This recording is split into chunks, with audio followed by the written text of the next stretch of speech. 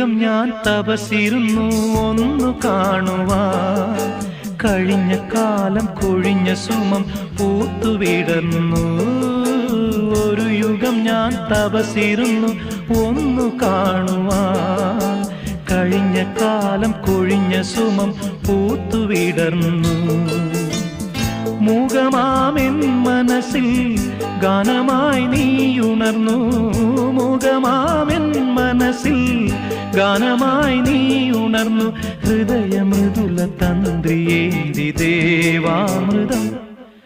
വൈശാഖസന്ധ്യേ നിൻ ചുണ്ടിലെന്തേ അരുണ സഖിതൻ അധര കാന്തിയോ.